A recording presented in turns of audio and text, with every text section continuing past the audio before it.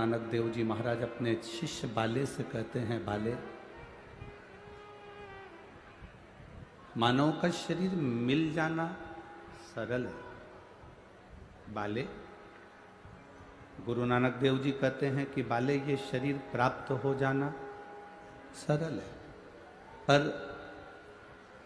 शरीर प्राप्त करने के बाद भगवत भजन कर पाना या भगवान की ओर पहुंच जाना, ये कठिन।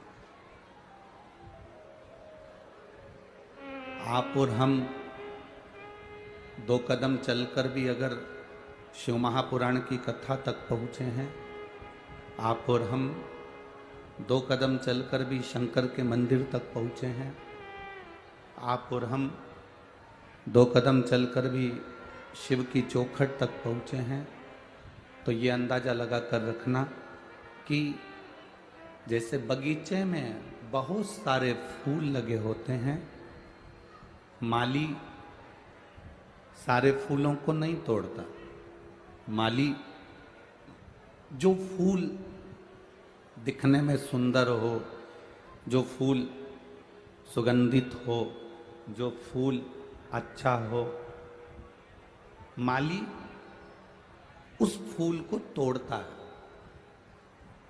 घर में रहने वाले तो देवर भी है, जेठ भी है, परिवार भी है, कुटुंब भी है, कबीला भी है, सब कोई हमारे घर में रह रहा है, पर सब भगवान की कथा में नहीं जा सकते, सब शंकर भगवान के दरवाजे पर नहीं जा सकते, सब शिव की चौखट पर नहीं पहुंच सकते। भगवान शंकर के करीब में शिव महापुराण तक वही पहुंचता है, वही पुष्प शिव के करीब पहुंचता है जिसको देवाधिदेव महादेव ने चुन रखा होता है।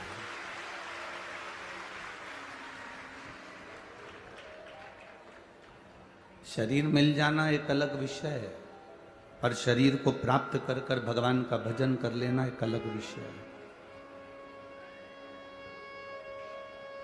देखिए,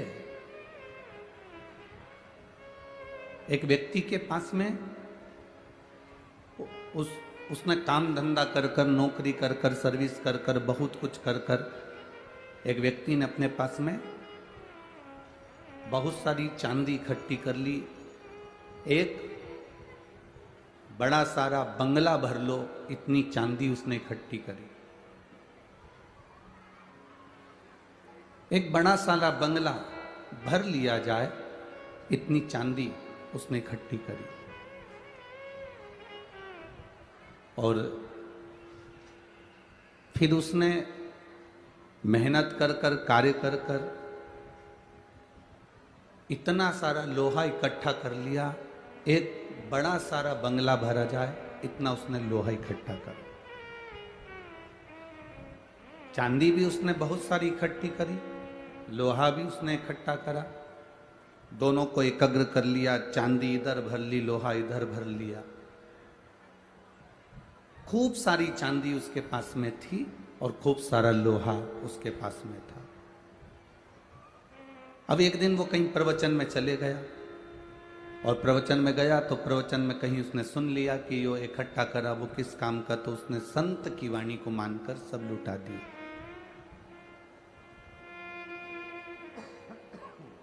अपने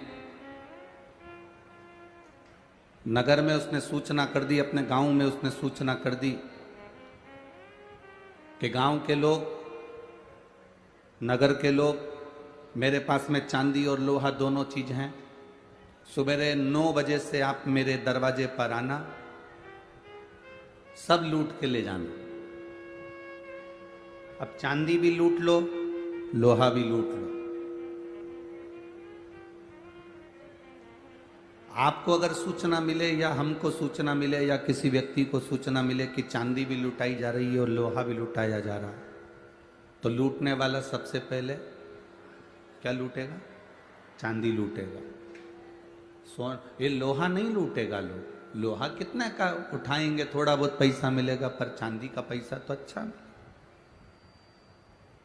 सब गांव के लोगों ने विचार कर लिया कि कल चांदी और लोहा दोनों लुटाया जाएगा, चलो लूटेंगे। और सारे गांव के लोग लूटने के लिए चले। सब ने झोला भर भर कर, बैग भर भर कर, बारदान भर भर कर, बोरा भर भर कर, बोरियां भर भर कर चांदी को लूट लिया। अब कुछ लोग रह गए, थोड़े से लोग लूटने से रह गए, तो उन्होंने देखा कि चांदी तो खत्म हो गई, तो उन्होंने कहा क्या करो, कुछ नहीं मिल रहा तो लोहा ही लूट के ले चलो। हालांकि उनको मालूम है कि लोहे की कोई कीमत इतनी नहीं है जितनी चांदी की है, पर करो क्या, उन्होंने लोहा लूटा, ले गए। चांदी वाले चांदी लेकर चले गए, लोहे वाले लोहा लेकर चले गए, पर जो लोहा लेकर गए उनका दिल चांदी वालों को देखकर बड़ा दुख रहा था, क्योंकि चांदी जिन्होंने इतनी सारी लूटी उनको लाखों रुपए प्राप्त हो जाएंगे, और लोहा हमने इतना सारा लूट भी लिया तो कितने रुपए, 200-500 रुपए इकट्ठे हो पाएंगे, 1000 रुपए इकट्ठे हो पाएंगे। कबाड़े में कितने का लोहा जाएगा? कबाड़े में लोहा जाएगा भी तो जाएगा कितने का, तो थोड़ा सा लोहा हमें प्राप्त हो, थोड़ा सा पैसा हमें प्राप्त हो। चांदी वालों को देखकर लोहे वाले बड़े दुखी हो रहे थे, आंख से आंसू बह रहे थे। तभी उस व्यापारी ने, उस व्यक्ति ने नगर में सूचना कर दी, जिनके पास लोहा गया है वह लोहा लेकर मेरे पास आ जाना। मेरे पास एक पारस मणि रखी है, उस पारस मणि से मैं लोहे को छूंगा तो वो सोना बन जाएगा। जिनके पास लोहा पहुंचा है वो उस लोहे को लेकर मेरे पास आना। मैं पारस मणि मेरे पास में है, उस पारस मणि को मैं लोहे से छूंगा और वो पारस मणि का छुआ हुआ लोहा सोना बन जाएगा। पारस मणि का छुआ हुआ लोहा सोना बन जाएगा।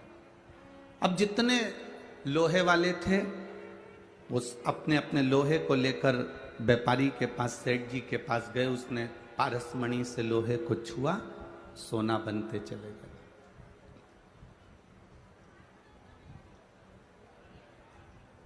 लोहे को छुआ, सोना बन गया। लोहे को छूते ही वो सोना बनते चले गए। अब लोहे वाले पहले रो रहे थे चांदी वालों को देखकर कि कितनी चांदी है, कितनी महंगी बिकेगी, कितना पैसा आएगा, कितना वैभव आएगा, कितना धन आएगा।